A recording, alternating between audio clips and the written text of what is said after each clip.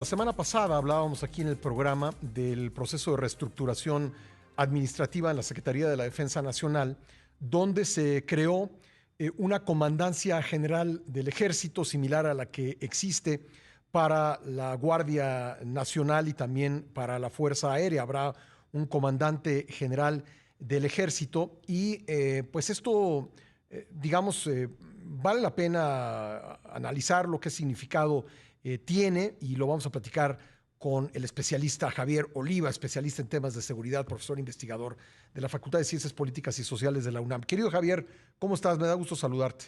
¿Qué tal, Pascal? Buenos días, muchas gracias por la oportunidad para dirigirme a tu amplio auditorio. Bueno, Buen hay quien ha inicio de semana. interpretado que esto está, eventualmente llevará a que la Secretaría de la Defensa Nacional tenga pues un civil al mando, porque se trata de una secretaría que tiene tareas tanto administrativas como militares. ¿Tú ves esto llegar tan lejos, Javier?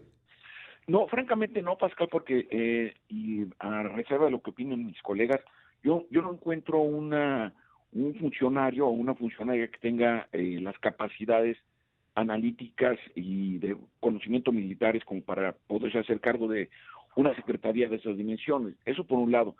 Por el otro, tenemos antecedentes en América Latina como Michelle Bachelet o Juan Manuel Santos, que antes de ser candidatos a la presidencia ocuparon precisamente el Ministerio de Defensa, tanto de Chile como de Colombia respectivamente.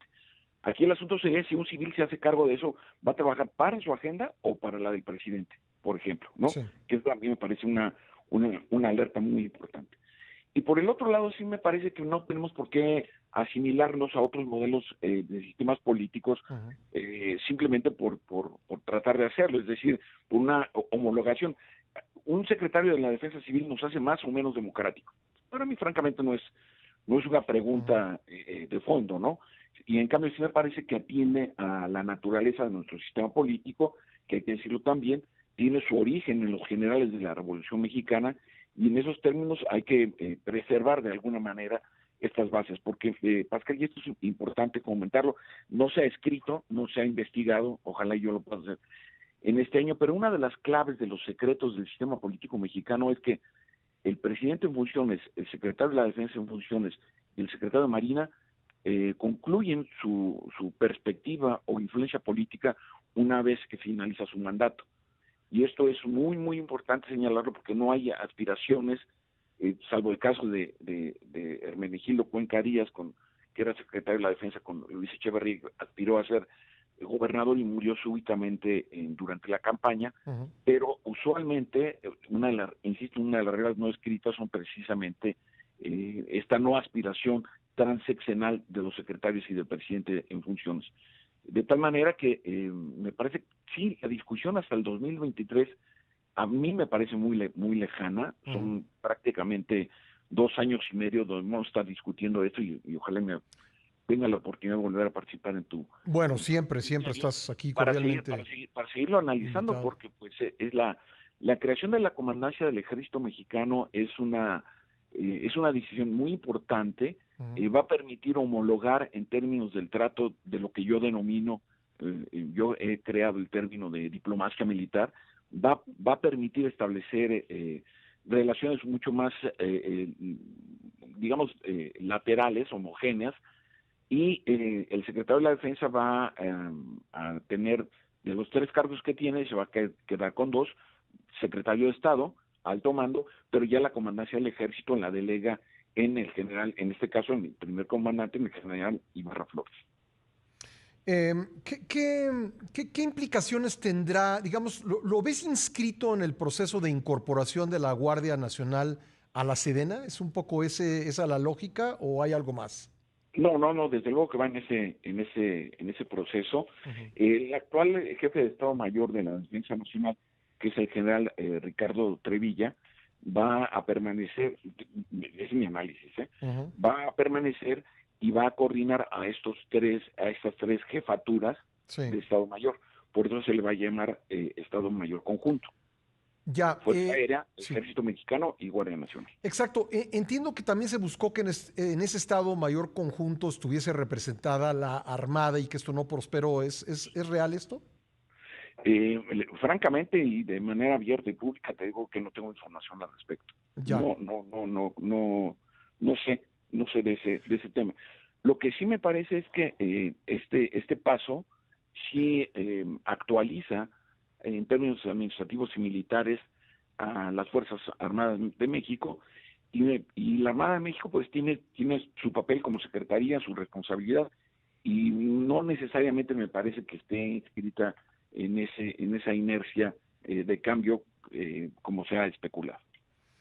Ya, entonces cuando se habla de Estado Mayor conjunto, a diferencia de otros países donde también hay representados altos mandos de la Marina o de la Armada, en este caso va a ser un Estado Mayor conjunto que englobe al Ejército, la Fuerza Aérea y la Guardia Nacional. Solamente, así es. Así es, y todas las Fuerzas Armadas, Pascal, y qué bueno que haces esa observación para compartirlo con el radio auditorio. Sí. Por ejemplo, el Estado Mayor Conjunto de los Estados Unidos, en el primer mandato de Barack Obama se incorporó a la Guardia Nacional. Uh-huh.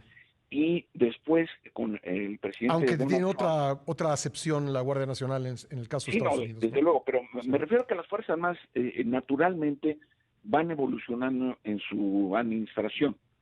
Y en el caso del presidente Donald Trump, crea el Comando Aeroespacial, y ya son 5 Fuerzas Armadas que integran el Estado Mayor Conjunto. Interesante. Entonces, sí es importante que nosotros observemos que, por ejemplo, en 1821, y déjame hacer un poquito de historia, Sí. de los ministerios que se crean en el México independiente, uno es el de Guerra y Marina, además el de Justicia y Asuntos Religiosos, el de Hacienda, en fin. Pero esto nos da una idea que cualquier democracia como la nuestra se funda a través de la creación de las Fuerzas Armadas como una institución que vela por la soberanía y por la estabilidad, digámoslo así, del territorio nacional. Oye, Entonces, ¿y te parecería lógico, digamos, me dijiste que en este caso concreto no tienes información acerca de que la Marina no quiso, o la Armada no quiso ser parte del Estado Mayor Conjunto, pero desde un punto de vista de la seguridad nacional, de la soberanía, ¿sería lógico que en el Estado Mayor Conjunto estuviese representada la Armada? Es una pregunta muy interesante porque México tiene más superficie marítima, son 3 millones de kilómetros cuadrados, sí, que superficie seca. Uh-huh. Entonces, en esos términos, pues, la Marina tiene una responsabilidad de soberanía y defensa de nuestro territorio marítimo muy, muy, muy importante. Pero me parece que dar ese paso no necesariamente nos representa en términos de nuestra historia. Hay que recordar que la Armada de México se crea en el sexenio de Manuel Ávila Camacho. Uh-huh. La Secretaría de Defensa Nacional se crea 10 años antes de que el Departamento de Defensa fuera creado en los Estados Unidos. Sí. Y es muy interesante analizar la evolución de la institución militar en México, porque sí, francamente, nos pone en la vanguardia de la doctrina y el pensamiento militar del siglo XXI, Pascal. Pues muy bien, oye, por último, me decías que entonces que el general Trevilla permanecerá al frente del Estado Mayor y será el coordinador de estos 3 comandantes, es decir, por arriba de ellos estará digamos, quien encabeza el Estado Mayor de la Sedena y evidentemente arriba de ellos el subsecretario y el secretario. Así, bueno, como cadena de mando, porque hay que distinguir, Pascal, y es muy aguda tu observación, hay que distinguir entre lo que es una Secretaría de Estado y lo que es la cadena de mando. De acuerdo. En términos de secretaría, desde luego está el secretario, el subsecretario, el oficial mayor y los demás, lo que se le conoce como la plana mayor. Sí. Pero por el otro lado está la estructura militar de mando, uh-huh, ¿no? Está el secretario de la Defensa, va a estar el jefe de Estado Mayor Conjunto, en este caso quien desempeña ese cargo es el general Ricardo Trevilla Trejo, y estará la comandancia del Ejército, la comandancia de la Fuerza Aérea y la comandancia de la Guardia Nacional. De acuerdo. La que ya existe es la Fuerza Aérea. Sí, existe ya la de la Fuerza Aérea y también de la Guardia Nacional, tiene su comandante, y faltaba el comandante del Ejército. Sí, pero me refiero a que estarán ya integrados orgánicamente, que es el término, ¿no? La orgánica se le conoce con ese término. Ya, oye, me queda un minutito, pero ¿el comandante del Ejército será el jefe de los comandantes de zona y región? Coordinará las 12 zonas militares y las 46, 12 regiones y 46 zonas.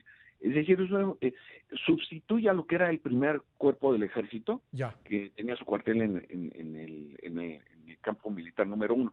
Entonces va a coordinar administrativa y militarmente al ejército. Pues nos ha quedado clarísimo, querido Javier. Te agradezco como siempre y ya estaremos platicando más sobre esto. Pendientes. Un abrazo y buen inicio de semana. Igualmente, Javier. Javier Oliva es especialista en temas de seguridad y profesor investigador de la Facultad de Ciencias Políticas y Sociales de la UNAM.